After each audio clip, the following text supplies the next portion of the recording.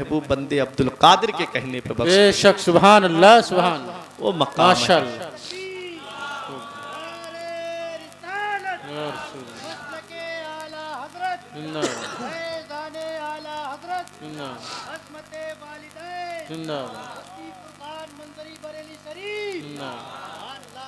माशाअल्लाह।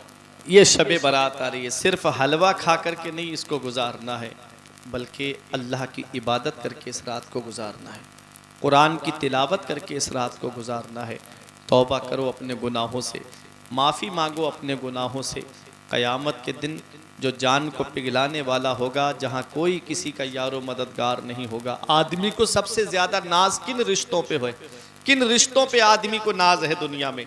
या तो बाप के ऊपर नाज करता है, या बेटे के ऊपर नाज करता है, या माँ के ऊपर नाज करता है, या भाई के ऊपर नाज करता है, या बीबी के ऊपर नाज करता है। यही तो रिश्ते हैं दुनिया में जिनके ऊपर आदमी को फख्र है, जिनके ऊपर आदमी को नाज है। जरा आप कयामत का मंजर देखो। अल्लाह कुरान में फरमाता है, यौमा यफिरुल मरउ मिन अखी, कयामत के दिन भाई भाई से भाग रहा होगा, भाई भाई के काम नहीं आएगा, भाई भाई से भाग रहा होगा। आज दुनिया में अगर किसी के 5 भाई हैं तो सीना तान के कहता है 5 भाई हैं, कोई हमसे नजर मिला के बात नहीं कर सकता, कोई हमसे नजर उठा करके बात नहीं कर सकता। हम 5 भाई हैं, और अगर वही 5 भाई और फिर उनकी औलाद हो जाए तब तो और सीना चौड़ा हो जाता है कि अरे हमसे कौन है जो हमसे मुकाबला कर सके। कयामत का दिन देखो, भाई भाई से भाग जाएगा, भाई भाई का साथ छोड़ देगा। आगे सबसे ज्यादा नाज किस पर होता है? आदमी नाज सबसे ज्यादा अपनी माँ के ऊपर करता है। वो माँ जो अपनी औलाद से कितनी मोहब्बत करती है, वो माँ जो अपनी औलाद से कितना प्यार करती है, वो माँ जो अपनी औलाद से कितनी मोहब्बत रखती है। अगर 1 घंटे के लिए उसका बेटा उसकी नजरों से गायब हो जाए, पता ना हो, तो माँ बेचैन हो जाती है, आसमान सर पे उठा लेती है रोते रोते। अल्लाह अकबर। वो माँ कयामत के दिन क्या होगा? रब फरमाता है, यौमा यफिरुल मरउ मिन अखी व उम्मिही व अबी, कयामत के दिन माँ भी बेटे से भाग रही होगी और बेटा माँ से भाग रहा होगा। आगे आदमी को सबसे ज्यादा नाज अपने बाप के ऊपर होता है। वो बाप जो औलाद के लिए खेतों में काम करता है, वो बाप जो औलाद के लिए सर्दी में जाकर के काम करता है, वो बाप जो औलाद के लिए बारिश में काम करता है, वो बाप जो औलाद की खातिर बाहर जाकर के काम करता है, वो बाप जो औलाद के लिए कोई मुंबई कमाने जा रहा है, वो बाप जो औलाद के लिए कोई दिल्ली कमाने जा रहा है, वो बाप जो औलाद की खातिर दुबई कमाने जा रहा है, वो बाप जो औलाद की खातिर कतर कमाने जा रहा है, वो बाप जो औलाद की खातिर बेंगलोर वगैरह कर्नाटक वगैरह कमाने के लिए जा रहा है, वो बाप जो औलाद की खातिर सूरत गुजरात कमाने के लिए जा रहा है, वो बाप क्या करेगा कयामत के दिन? रब फरमाता है, उस दिन बाप बेटे से भाग रहा होगा, भाई भाई से भाग रहा होगा, माँ बेटे से भाग रही होगी। अब बाप भी भाग रहा होगा, माँ भी काम नहीं आएगी, भाई भी काम नहीं आएगा, अब बीबी बची। अब बीबी के लिए क्या कहा कुरान ने कि उस दिन बीबी शौहर से भाग रही होगी। अब बीबी ने भी साथ छोड़ दिया, बाप ने भी साथ छोड़ दिया, भाई ने भी साथ छोड़ दिया। अब बेटा बचा, औलाद जिसके ऊपर बाप को नाज होता है कि मुझे परेशानी होगी मेरा बेटा मेरे काम आएगा, मुझे तकलीफ होगी मेरी औलाद मेरे काम आएगी, मुझे कोई दिक्कत होगी तो मेरी औलाद मेरा सहारा बनेगी। अल्लाह रब्बुल इज्जत कुरान में फरमाता है, व साहिबतिही व बनी, उस दिन बीबी शौहर से भाग रही होगी और औलाद अपने माँ बाप से भाग रही होगी। अब ना तो बाप काम आया है, ना तो माँ काम आई है, ना भाई काम आया है, ना बेटे काम आए हैं। अरे उस दिन ये सगे रिश्ते काम नहीं आए तो जरा सोचो और रिश्तों का हाल क्या होगा। जब सगे रिश्तों ने साथ छोड़ दिया तो और रिश्तों का हाल क्या होगा। वो मैदान महशर जो जान को पिघलाने वाला है, सूरज सवा नेज़े पर है, जमीन ताबे की है, लोग परेशानी के आलम में होंगे। कौन सुनेगा, कौन सुनेगा, कौन हमारे काम आएगा? ऐसे आलम में जहां बाप बेटे का साथ छोड़ देता है, भाई भाई का साथ छोड़ देता है, रिश्तेदार रिश्तेदार का साथ छोड़ देते हैं, पड़ोसी पड़ोसी का साथ छोड़ देता है, औलाद माँ बाप का साथ छोड़ देती है, माँ बाप औलाद का साथ छोड़ देते हैं।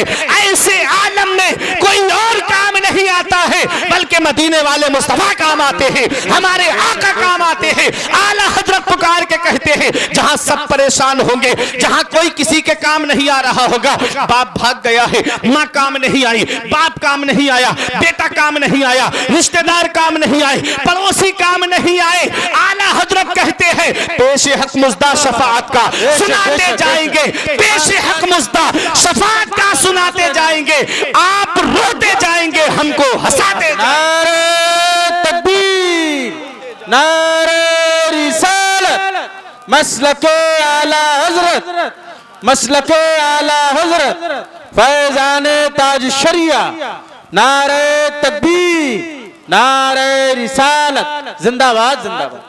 आप रोते जाएंगे, हमको हंसाते जाएंगे। हम रो रहे थे, बाप ने साथ छोड़ दिया, भाई ने साथ छोड़ दिया, रिश्तेदारों ने साथ छोड़ दिया, बीवी बच्चों ने साथ छोड़ दिया। अरे जहां कोई रिश्ता काम नहीं आया, वहां मदीने वाले मुस्तफा काम आए हैं, वहां हमारे नबी हमारे काम आए हैं, वहां हमारे आका हमारे काम आए हैं। पेश हक मुजदा शफाअत का सुनाते जाएंगे, आप रोते जाएंगे, हमको हंसाते जाएंगे। अल्लाह अकबर। परेशानी का आलम है, जमीन ताबे की है, सूरज सवा नेज़े पर है, आदमी परेशान है, गर्मी का आलम है, सूरज पूरी गर्मी फेंक रहा है। अल्लाह अकबर। कोई पसीने में शराबोर है, किसी के घुटनों तक पसीना, किसी की रानों तक पसीना, किसी की कमर तक पसीना, किसी के सीने तक पसीना, कोई पसीने में डुबकियां ले रहा है। आला हजरत पुकार के कहते हैं, अल्लाह अकबर, पुकार के कहते हैं गोता गिरने को हूं रोक लो, गोता लगे हाथ दो, ऐसों पर ऐसी अता तुम पे करोड़ों दुरूद, ऐसों पर ऐसी अता तुम पे करोड़ों दुरूद। या रसूल अल्लाह सहारा दीजिए, या रसूल अल्लाह सहारा दीजिए। अल्लाह अकबर। जहां सब परेशान है, कोई किसी के काम नहीं आ रहा है, ऐसे आलम में कौन हमारे काम आएगा? हमारे नबी हमारे काम आएंगे। आला हजरत पुकार के कहते हैं जहां सब परेशान थे, हाथों में हथकड़ी लगी हुई थी, जहन्नम की तरफ जाना है, अल्लाह अकबर, इतने में आका तशरीफ लाएंगे। इमाम इसको मोहब्बत पुकार के कहते हैं लो वो आए मुस्कुराते हम असीरों की तरफ, लो वो आए मुस्कुराते हम असीरों की तरफ, खिरमने इसिया पे अब बिजली गिराते जाएंगे। बेशक, सुभान अल्लाह सुभान अल्लाह। खिरमने इसिया पे अब बिजली गिराते जाएंगे। एक दो गुना नहीं था हमारा, एक दो गुना नहीं था हमारा, गुनाहों का ढेर था। वाह, गुनाहों का ढेर था हमारा। अल्लाह अकबर।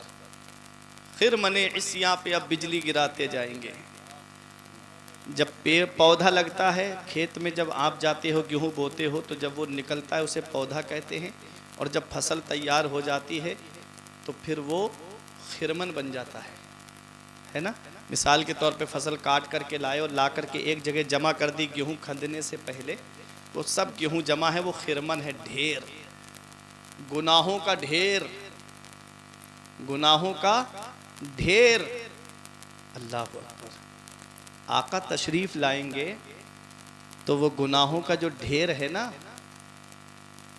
वो आका हुजूर सल्लल्लाहु अलैहि वसल्लम की जैसे ही नजर मुबारक उठेगी, वो ढेर जल करके राख हो जाएगा।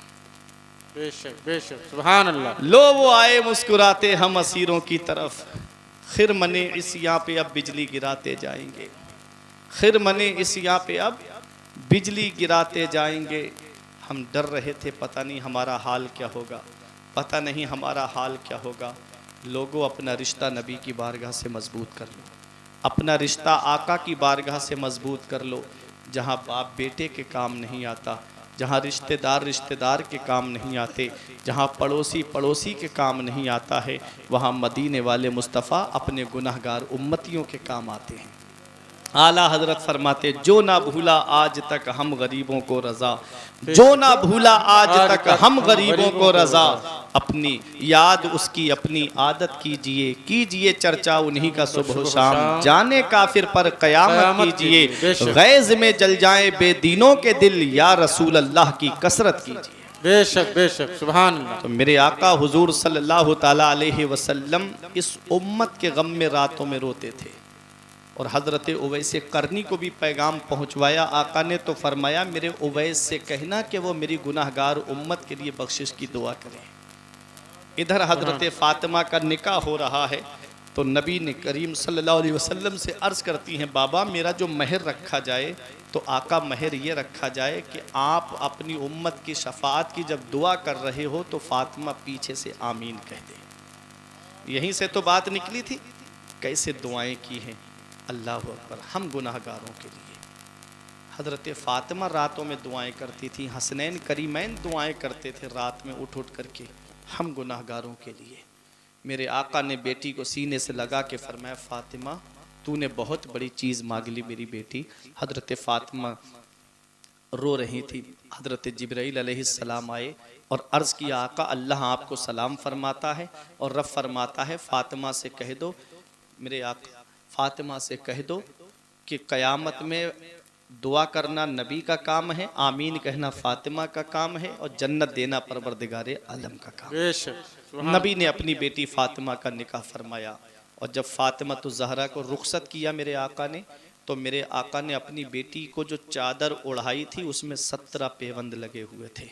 16 पेवंद कपड़े के और 17वां पेवंद ऊँट की खाल का था। अल्लाह अकबर। खुद खाते नहीं थे, औरों को खिलाते थे। कैसे साबिर थे मोहम्मद के घराने वाले। तमाम शाहो गदा पल रहे हैं जिस दर से, मिली जहान को रोज़ी सदा मदीने से। अल्लाह अकबर। वो है मेरे आका का घराना। हज़रत फ़ातिमा तो ज़हरा को जब नबी ने रुखसत किया तो उस वक्त नबी ने जो अपनी बेटी को पैगाम दिया था, आज का हर बाप अपनी बेटी को वो पैगाम दे दे तो कोर्ट कचहरियों के झगड़े ख़त्म हो जाएं, कोर्ट कचहरियों के चक्कर लगने बंद हो जाएं। क्या फरमाया था नबी ने अपनी बेटी फ़ातिमा से, मेरी बेटी फ़ातिमा मेरी लख्ते जिगर, आज मेरी बेटी तुम मेरे घर से रुखसत होके जा रही हो, मेरी बेटी अब क़यामत में जब तेरी और मेरी मुलाकात हो तो मेरी बेटी मुझसे इस हाल में मिलना कि तेरा शौहर अली तुझसे राज़ी हो। अपने शौहर की फर्मा बरदारी करते रहना, अपने शौहर का कहना मानते रहना। हज़रत फ़ातिमा ने कहा, बाबा अली कैसे राज़ी होंगे? नबी ने फरमाया, जब जब अली घर में आया करें बेटी उनको सलाम पहले तुम कर लिया करना। सलाम करने से मोहब्बत बढ़ती है, सलाम करने से प्यार बढ़ता है, सलाम करने से आपस में अकीदत पैदा होती है। फरमाया मेरे आका ने, बेटी जब जब अली घर में आया करें उनको सलाम पहले तुम कर लिया करना। हज़रत फ़ातिमा तो ज़हरा को नबी ने रुखसत किया है। दोनों आलम के मालिक व मुख्तार की बेटी हैं। नबी को इतनी जुदाई भी गवारा नहीं थी अपनी बेटी की, बड़ी मोहब्बत फरमाते थे मेरे आका। उस वक्त हज़रत फ़ातिमा का मकान कितनी दूरी पे होगा? एक सहाबी ने अपना मकान हज़रत अली को दे दिया था किराए पर, कितनी दूरी रही होगी? उस वक्त जो मदीने की आबादी थी ना, कितनी आबादी होगी आका के दौर में। जन्नतुल बकी जो कब्रिस्तान है, ये मदीने शरीफ के बाहर कब्रिस्तान था। आज जो हज करके आए हैं या उम्रा करके आए हैं वो जानते हैं, जैसे ही मस्जिद नबवी के दरवाजे से बाहर निकलेंगे सामने जन्नतुल बकी है। कब्रिस्तान अंदर आ गया, जन्नतुल बकी अंदर आ गया। कितनी आबादी हो गई मदीने शरीफ की। उस दौर में कितनी आबादी रही होगी। आका को कितना प्यार था अपनी बेटी से। एक दिन हज़रत फ़ातिमा आई, बोली बाबा हमारा मकान थोड़ी दूरी पर है, हम ये चाहते हैं कि आपके हुजरे के बराबर में एक सहाबी का मकान खाली है, अगर ये हमको मिल जाता तो हम आपके करीब आ जाते। मेरे आका फरमाते, मेरी बेटी इससे पहले वो कई मकान दे चुके हैं, अब मेरी गैरत को ये गवारा नहीं कि मैं उनसे ये कहूँ कि ये मकान भी दे दो। जब सहाबी को ये पता चला तो रोते हुए आया आका की बारगाह में, या रसूल अल्लाह फ़ातिमा को ये मकान पसंद है, या रसूल अल्लाह हमारे जानों पर आपका हक है, हमारे माल पर आपका हक है, या रसूल अल्लाह आप हुक्म तो फरमाए। अल्लाह अकबर। मेरे पीर ताजुश शरिया कहते हैं, जहां बानी अता कर दें भरी जन्नत हिबा कर दें, नबी मुख्तार कुल है जिसको जो चाहे अता कर दे। सुभान अल्लाह। आका आप हुक्म तो फरमाए, फातिमा को ये मकान पसंद है, आका मैं देने के लिए तैयार हूँ। हजरत फातिमा नबी के बिल्कुल बराबर में आ गई। कितनी कुर्बत थी। याद रखो, हजरत फातिमा का मकान और मेरे नबी का हुजरा, नबी का मकान बिल्कुल दीवार से दीवार मिली हुई थी। मेरे आका हुजूर सल्लल्लाहु अलैहि वसल्लम अपनी बेटी की खैरियत लेते रहते थे। इतनी मोहब्बत थी मेरे आका को अपनी लाडली बेटी से। कितना काम करती थी हजरत फातिमा, क्यों कई कई दिन के फाके होते थे। अल्लाह अकबर। लेकिन कभी हजरत फातिमा ने आका की बारगाह में जाके ये शिकायत नहीं की, बाबा किस घर में आपने मेरा रिश्ता कर दिया है, उनके घर में चैन से खाने को खाना नहीं मिलता, सही से पहनने को मन पसंद कपड़े नहीं मिलते, बाबा किस घर में आपने मेरा निकाह कर दिया, मुझे पेट भर भर के खाने को खाना नसीब नहीं होता। कभी शिकायत नहीं की हजरत फातिमा ने। नबी ने फरमाया था मेरी बेटी फातिमा, अली से किसी ऐसी चीज का सवाल मत करना मेरी बेटी कि अली उसे पूरा ना कर सके। ये नसीहत फरमाई थी मेरे आका ने अपनी बेटी फातिमा को। एक दिन मेरे आका हजरत फातिमा के मकान पे तशरीफ लाए तो दोपहर का वक्त था। हजरत अली शेर खुदा में हजरत फातिमा में अनबन हो गई किसी बात को लेकर के। अली शेर खुदा उठे और घर से चले गए और मस्जिद नबवी शरीफ में जाकर के लेट गए। मेरे आका तशरीफ लाए तो फरमाया अली कहाँ है? तो कहा या रसूल अल्लाह, मुझ में और अली में थोड़ी आपस में अनबन हो गई थी जिसकी वजह से अली चले गए हैं। मेरे आका हुजूर सल्लल्लाहु अलैहि वसल्लम, देखो एक बाप का क्या फर्ज बनता है यहाँ पर। अगर मियाँ बीवी में लड़ाई हो जाए, झगड़ा हो जाए, तो बाप को कोई एक साइड नहीं लेनी चाहिए। बाप को कैसे घर बनाना है अपनी बेटी का, ये नबी की सीरत हमें पैगाम दे रही है। मेरे आका ने फरमाया बेटी फातिमा, तुम अपने शौहर के बारे में जानती हो मेरी बेटी? तुम्हारा शौहर कौन है? ऐ मेरी बेटी फातिमा, मेरी लख्ते जिगर, मैंने तुम्हारा निकाह अपने खानदान में सबसे बेहतर के साथ किया है मेरी बेटी। तुम्हारा शौहर बड़ा मर्तबे वाला है। ये मेरे आका ने फरमाया हजरत फातिमा से। और अली शेर खुदा को मेरे आका तलाश करते हुए आए तो मस्जिद नबवी में सहन में लेटे हुए थे और मिट्टी के ऊपर लेटे हुए थे। उस समय कोई फर्श वगैरह का तो इंतजाम था नहीं, ऐसे ही लेटे हुए थे। आका ने उठाया अली शेर खुदा को, उनकी पीठ से मिट्टी को झाड़ते हुए फरमाया कुम या अबा तुराब, ए मिट्टी के बाप उठो। ए मिट्टी के अबू तुराब का लक़ब अता फरमाया मेरे नबी ने। अली शेर खुदा के लिए आया है कि आपके बहुत अलकाब हैं, बहुत लक़ब हैं, लेकिन जब कोई अली शेर खुदा को अबू तुराब के लक़ब से पुकारता था तो आप उससे बड़ी मोहब्बत से पेश आते थे। ये अली शेर खुदा है, ये लक़ब आका ने अता फरमाया। आला हजरत फरमाते हैं उसने लक़ब खाक शहंशाह से पाया जो हैदर कर्रार के मौला है हमारा।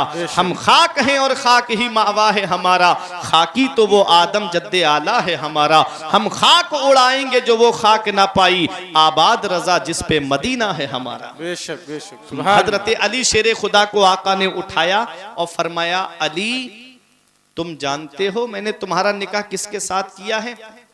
अली, फातिमा तो बिदा तो मिन्नी, फातिमा मेरे जिगर का टुकड़ा है। अली, मेरी बेटी फातिमा मेरे जिगर का टुकड़ा है। और नबी ने फरमाया अली, तुम्हारी बीबी मेरी बेटी तमाम जन्नती औरतों की सरदार है। माशाअल्लाह। फातिमा तो ज़हरा को अली शेर खुदा की फजीलत बताई और अली शेर खुदा को हजरत फातिमा की फजीलत बताई। मेरे आका हुजूर सल्लल्लाहु ताला अलैहि वसल्लम की सीरत हमें क्या पैगाम देती है कि अगर शौहर में और उसकी बीवी में झगड़ा हो जाए तो बाप को चाहिए, माँ को चाहिए कि वो अपनी बेटी की साइड ना लें।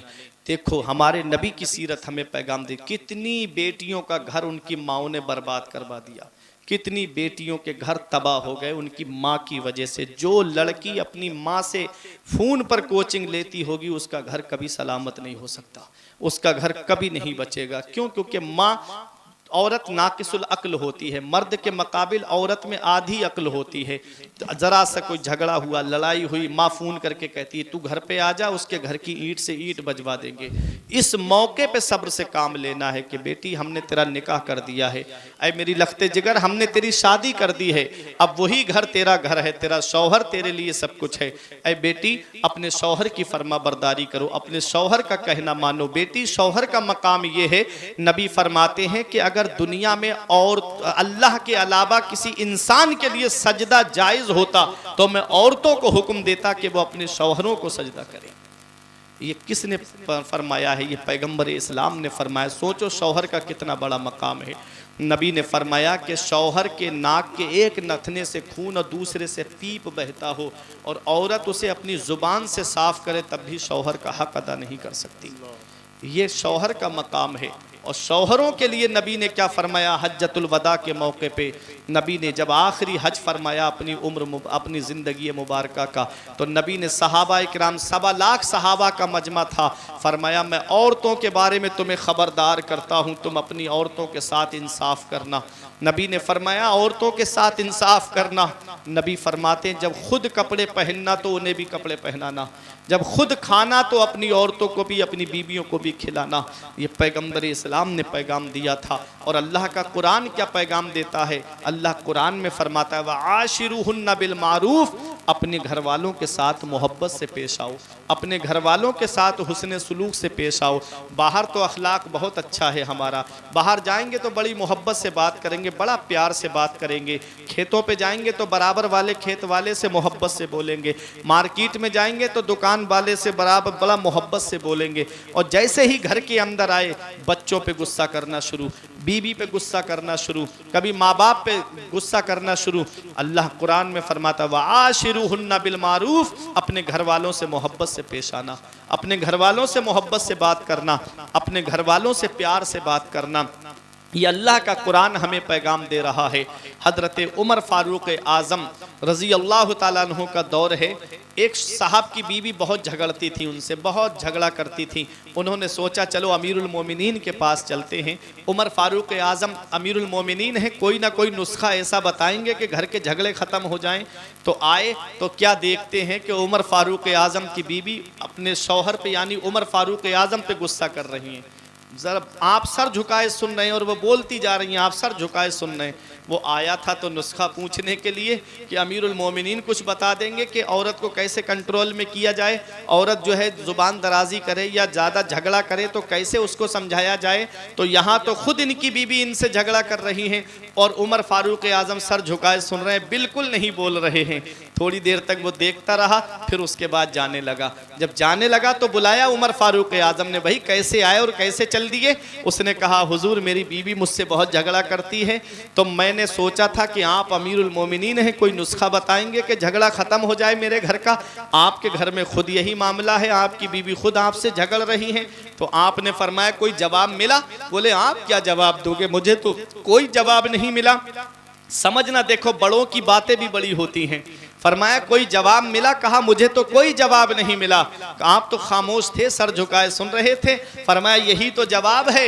अरे जब वो तेज होती है तो मैं खामोश हो जाता हूँ, और जब मैं तेज होता हूँ तो वो खामोश हो जाती है। जहाँ दोनों तरफ बराबर आग लगी होती है उन्हीं घरों में तलाक की नौबत आती है। इधर बीबी कह रही है एक बाप के हो तो तलाक दे के दिखाओ। अब आदमी को साबित करना पड़ेगा कि अब एक बाप का है तो तलाक देगा। अब इस मौके पे गुस्से को कंट्रोल करना है। इसका जवाब मैं बताता हूं। अगर कोई औरत ये कहे आपसे, आपकी बीबी ये कहे कि अगर एक बाप के हो तो तलाक दे के दिखाओ, तो पलट में ये कह देना अगर तुम भी एक बाप की हो तो कभी तलाक का लफ्ज़ जुबान पे मत लाना। खामोश, झगड़ा ख़त्म। इस तरह से घर चलाए जाते हैं। पैगम्बर इस्लाम ने अपनी बेटी फ़ातिमा को कैसे नसीहत फरमाई थी, बेटी फ़ातिमा अली से कोई ऐसा सवाल मत करना मेरी बेटी कि वो अली उसको पूरा न कर सके। ये है नबी की सीरत, ये है नबी का पैगाम। हमको अपने घरों को कैसे संभाल करके रखना है। बीबी बुढ़ापे में काम आती है, बीबी अपने शौहर के लिए एक राज होती है, बीबी अपने शौहर के लिए हर दुख में और परेशानी में खुशहाली में साथ देने वाली होती है। आज आदमी जाकर के बाहर निकल करके मोहब्बत से पेश आता है, घर में आकर के बीवी बच्चों पे गुस्सा करना शुरू कर देता है। ज़रा सोचने वाली बात है। वो बाप का आंगन तुम्हारे लिए छोड़ कर आई है, वो माँ की ममता तुम्हारे लिए छोड़ कर आई है, वो बहनों का साथ तुम्हारे लिए छोड़ कर आई है, वो भाइयों का साथ तुम्हारे लिए छोड़ कर आई है। एक अजनबी के साथ निकाह के बंधन में बंध कर के आ गई। अब अगर उसको यहाँ मोहब्बत नहीं मिलेगी तो वो मोहब्बत कहाँ तलाश करेगी। अगर शौहर भी मोहब्बत से पेश ना आए, सास ससुर भी मोहब्बत से पेश ना आए, तो बताओ ऐसी औरत परेशानी की किस दहलीज पे पहुँचेगी। और उधर बाप और माँ की भी सपोर्ट अगर उसको नहीं मिली, कि ऐसी औरतें खुदकुशी करके दुनिया से चली जाती हैं। ऐ मेरे अजीज़ों, ये एक सबक था मेरा, एक पैगाम था मेरा कि अपने घरों को जन्नत का गहवारा बनाओ, अपने घरों को खुशहाली का माहौल दो, और अपने घरों में जब आओ तो मोहब्बत से पेश आओ, बीवी बच्चों से मोहब्बत से पेश आओ। ये नबी करीम सल्लल्लाहु अलैहि वसल्लम की सीरत हमें पैगाम देती है। हज़रत अनस कहते हैं कि मैं 10 साल हुजूर की खिदमत में रहा, हुजूर ने कभी मुझे नहीं डांटा, जब भी बोले तो मोहब्बत से बोले। ये नबी करीम सल्लल्लाहु अलैहि वसल्लम की सीरत हमें पैगाम दे रही है। हज़रत आयशा सिद्दीक़ा रज़ी अल्लाह ताला अन्हा कहती हैं कि जब आका हमारे हुजरे में आते तो हम पहले से तैयार बैठे होते थे कि आका को सलाम पहले हम करेंगे, और आका जैसे ही तशरीफ़ लाते आका सलाम पहले हमको कर लिया करते थे। ये नबी की सीरत है, ये नबी का पैगाम है जो हमको सबक दे रहा है। हमें करनी है शहंशाह बतहा की रज़ा जोई, वो अपने हो गए तो रहमत परवरदिगार अपनी, तरीक़े मुस्तफ़ा को छोड़ना है वजह बर्बादी, इसी से कौम दुनिया में हुई बे इक़्तिदार अपनी। वो मुअज़्ज़ज़ थे ज़माने में मुसलमान होकर, और हम ख्वार हुए तारिक कुरान होकर। दर्स कुरान अगर हमने भुलाया होता, ये ज़माना ना ज़माने ने दिखाया होता। तो हमको नबी की सुन्नतों पे अमल करना है, हमको नबी के बताए तरीके पे अमल करना है, हमको नबी के बताए रास्ते पे चलना है। 2 घंटा प्लस तकरीबन हो गई। मैं दुआ करता हूँ परवरदिगार आलम की बारगाह में कि मेरे कुछ अर्ज़ करने में सबक़त लिसानी की वजह से या बतकाज़ाए बशरियत कोई गलती हो गई हो तो मौला मुझे माफ़ फरमाए। अस्तग़फिरुल्लाह रब्बी मिन कुल्ले ज़ंबियों व अतूबु इलैह। कलमा तय्यब पढ़ ले मेरे साथ मिल करके, ला इलाहा इल्लल्लाह मुहम्मदुर रसूलुल्लाह सल्लल्लाहु तआला अलैहि वसल्लम। ये ज़िंदगी सवारी दिलशाद कीजिए, लम्हात ज़िंदगी के ना बर्बाद कीजिए। जब मकसद हयात इबादत खुदा की है, पढ़िए नमाज, मस्जिदें आबाद कीजिए। सभी के सामने एक दिन ज़रूर आता है, ये हुस्न फ़ानी है लेकिन गुरूर आता है। किसी क्रीम से पाउडर से कुछ नहीं होता, नमाज पढ़ने से चेहरे पे नूर आता है। किसी क्रीम से पाउडर से कुछ नहीं होता, नमाज पढ़ने से चेहरे पे नूर आता है। तेरे होठों पे ज़माने की बुराई कैसी, एक कतरे की समंदर से लड़ाई कैसी, अपनी बिगड़ी हुई औलाद पे रोने वाले कुछ ज़रा सोच, खिलाई थी कमाई कैसी। रही कली तो फूल खिलेंगे, ज़िंदगी बाकी रही मंशापुर वालों तो फिर मिलेंगे। अस्सलाम।